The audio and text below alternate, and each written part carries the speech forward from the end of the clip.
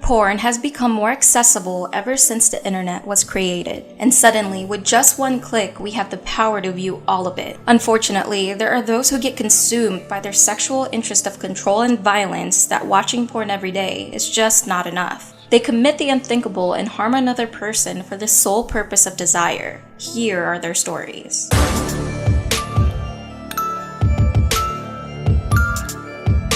Hannah Pearson killed by James Morton. Hannah was a regular 16-year-old teenager who was a local farmer's daughter. She was the former school captain who just recently emerged the winner of her difficult 2-year battle with the eating disorder called anorexia. Hannah had met a man who was 8 years her senior and her boyfriend's friend named James Morton. They met for the first time on the 23rd of July 2016. She apparently had went back to James' parents' home without her boyfriend Jed Hope because Jed apparently did not have enough money for the train. While at James's home, he gave Hannah wine, port, and beer, then put her in his bed at the end of the evening. According to James, Hannah started kissing him, but in reality, James Morton was obsessed with sexual strangulation and forced her to recreate a scene as he watched porn. It was at this point when Hannah stopped breathing. James panicked, called the authorities, and soon Hannah was pronounced dead at the hospital. He was found guilty of manslaughter and was sentenced to only 12 years in prison. This case has also brought up the issue of violent pornography being readily available to virtually anyone who has access to the internet. Jane Longhurst killed by Graham Coots.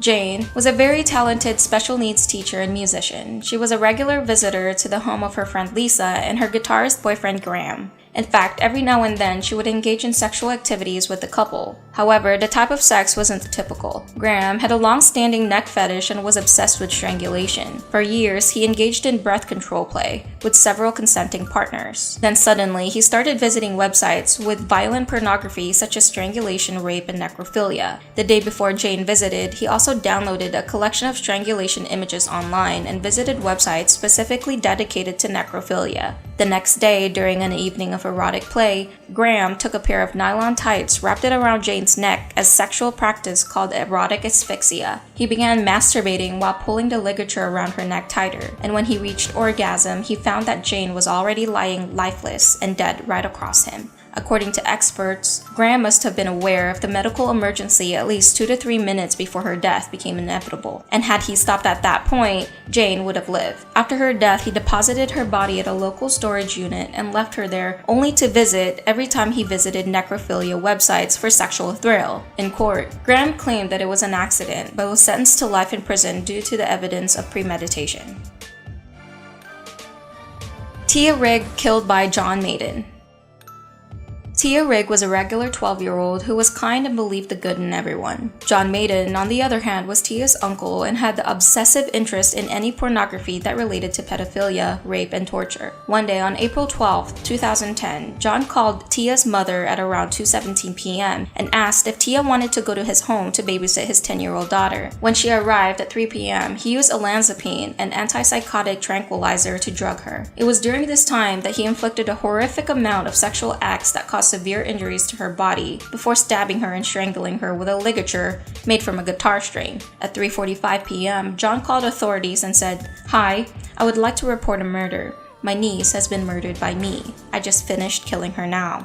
When asked why, he simply responded, "Because I felt like it." The cops arrived and John directed them to the body laying face up in an upstairs bedroom completely naked except for her socks. The ligature was still fastened around her neck and her hands were tied behind her back with her shoelaces. Next to her body were 2 knives, a broom handle, and a sex toy, which were all stained with her blood. Officers described him as chillingly calm about the situation. During the trial, they found that it was only a year before that John developed an interest in images and literature relating to pedophilia, rape, and torture. He also had an extensive, incriminating library of these materials, which included dealing with different methods of killing. The police also encountered hundreds of violently extreme images of child abuse and torture pornography. He pled guilty to rape, murder, and was sentenced to life. Social services were also charged because the social workers in charge of this case missed 7 chances to help Tia and her siblings, who had been placed on the children's at-risk registry before they were even born. This is due to her mother having 7 children with 4 different fathers, a history of heroin, crack cocaine addiction, and had a long record of robbery and assault.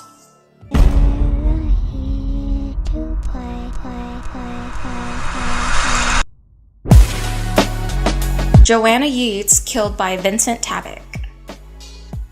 Joanna was a young woman who lived in a home with her boyfriend. She was a very kind and warm-hearted landscape architect. Then, on the 17th of December 2010, Joanna was nowhere to be found after an evening out with friends. About a week later, her body was discovered on Christmas Day, and it was determined that she had been strangled. This case became one of the largest police investigations ever undertaken in the area, and the search soon had a name called Operation Braid. Living right next door to her was Vincent Tabak. He was a 32-year-old Dutch engineer who had a fascination over violent pornography that specifically depicted women being controlled by men, showing images of being bound or gagged, held by the neck, and choked. Vincent was infatuated with Joanna. The infatuation soon evolved into an obsession. The night of her disappearance, he invited her in for a drink when he tried to kiss her. She then screamed at him when he tried to do so, leading him to attempt to silence her by holding her throat until she died. However, the prosecution thinks that it was premeditated because Vincent strangled and killed her only within minutes of her arrival in her own home. He used his height and build, which is a foot taller than Joanna,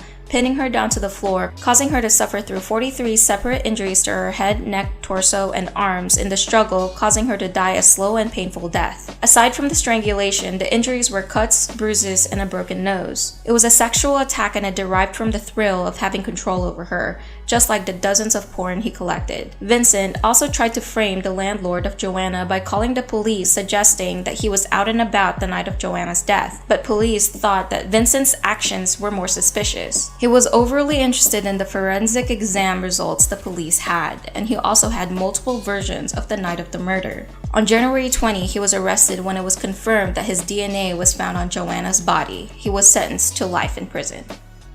Becky Watts killed by Nathan Matthews and Shauna Hoare. Becky was an adventurous and fun 16-year-old student. She lived with her father and stepmother, and on the 19th of February 2015, she went missing. She stayed at her friend's house the night before, returned home only to leave afterwards. Reports showed that she had taken her phone, laptop, and tablet with her, but no extra clothes, money, and did not tell anybody. Her disappearance was in fact out of character. She was reported missing the next day. Then suddenly, only 9 days after going missing, Becky's stepbrother, 28-year-old Nathan Matthews, and his 21-year-old girlfriend was arrested after giving multiple false information to the police. On March 3rd, the police received information that led them to a house where the body parts of Becky Watts were found. The autopsy revealed that the cause of death was suffocation, but was also stabbed 15 times in the stomach. It was also found that they used a circular saw to dismember her body. 5 more people were arrested on suspicion of assisting Nathan. In the investigation, it was revealed that Nathan and Shauna planned out a sexually motivated kidnap plot. However, Matthews insisted he was only trying to scare his sister into changing her bad behavior, but the evidence proved otherwise. First, investigators found a series of text messages from Nathan and Shauna to one another that they both had an unnatural interest in attractive teenage females. The text messages about kidnapping schoolgirls was only sent a month before they killed Becky. While searching throughout Nathan's belongings, they found 236 sexually sadistic images and 21 movies on his laptop, which a few of them involved virgin teens. One specifically called